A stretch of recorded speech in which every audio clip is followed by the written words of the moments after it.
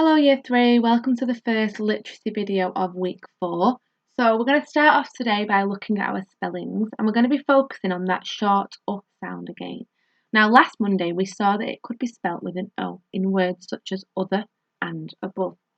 But how is the short U sound spelt in these words? So we've got young and touch.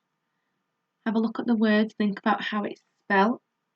Did you get it? It's O-U. Okay.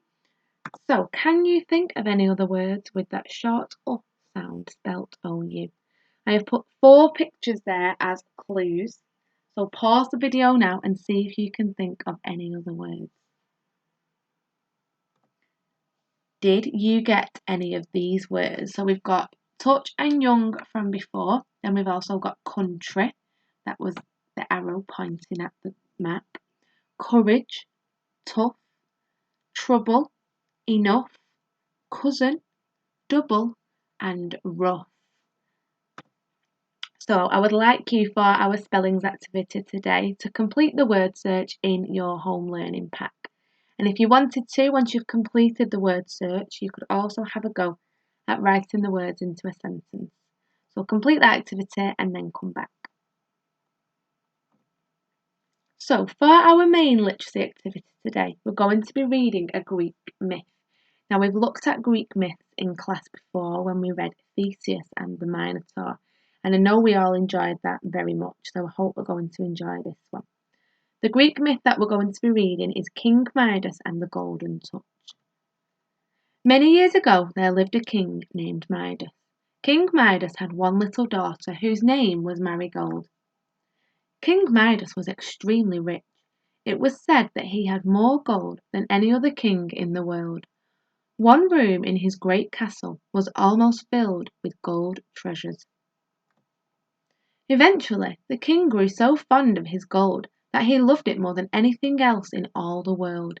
He even loved it more than his own daughter. His one great wish seemed to be for more and more gold.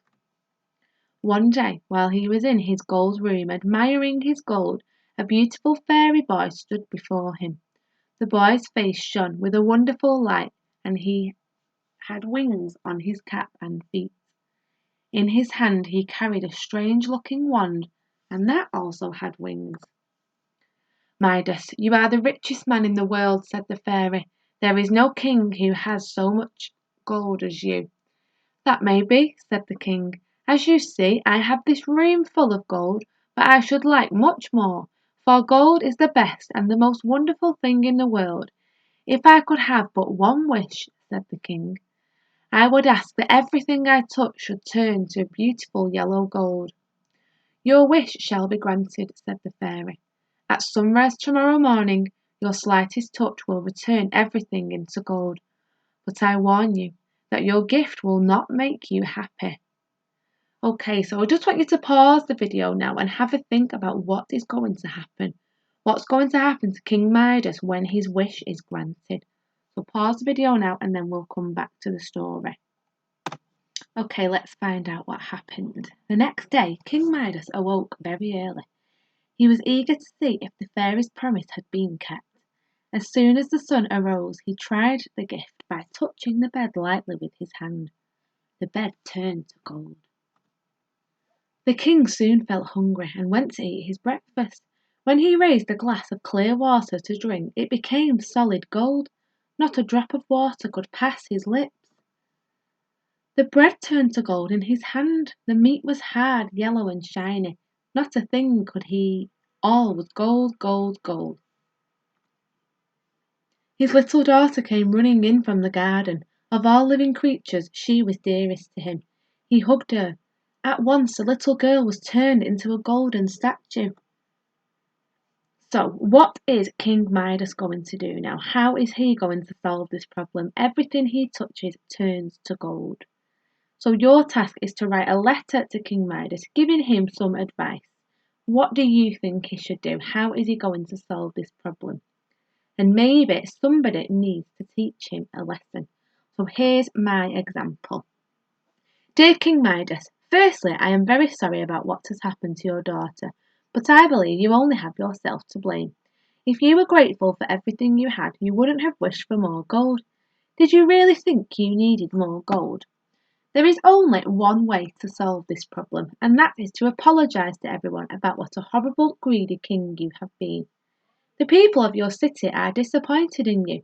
You haven't been doing a very good job. All you are bothered about is gold. Another way to get your daughter back, if you don't feel like apologising, is to try and ask the fairy to come back and help you. However, I don't think he is going to be very willing to help you because he did warn you about what would happen. Do you understand what happiness is now? I do hope you manage to find a way to fix your problem. Yours sincerely, Miss Watson. Okay, so now it's your turn. King Midas needs your help. So you need to give him some advice in your letter. So once you've written it, come back to the video and I'm going to reveal how the story ends. So pause the video now and write your letter of advice. Okay, so let's see how King Midas solves his problem. A great fear crept into the king's heart, sweeping all of the joy out of his life. In his grief he called and called upon the fairy, who had given him the gift of the golden touch. "Oh, fairy," he begged, "take away this horrible golden gift. Take all my land, take all my gold, take everything. Only give me back my little daughter." In a moment the beautiful fairy was standing before him. "Do you still think that gold is the greatest thing in the world?" asked the fairy. "No, no," cried the king. "I hate the very sight of it." "Are you sure that you no longer wish the golden touch?" asked the fairy. "I have learned my lesson," said the king. "I no longer think gold is the greatest thing in the world." "Very well," said the fairy. "Take this pitcher to the spring in the garden and fill it with water. Then sprinkle those things which you have touched and turn to gold." So the fairy has given him a magic pitcher which is like a jug to fill with water. The king took the pitcher and rushed it to the spring. Running back, he first sprinkled the head of his dear little girl. Instantly she became his own darling Marigold again, and he gave her a kiss. The king sprinkled the golden food, and to his great joy it turned back to real bread and real butter. Then he and his little daughter sat down to breakfast. How good the cold water tasted!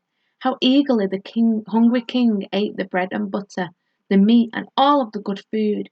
The king hated his golden touch so much that he even sprinkled the chairs and tables and everything else that the fairy's gift had turned gold. So, what do you think the message is in the story? I'm going to leave you with that question today. What message does this story give? Okay, and I'll see you tomorrow.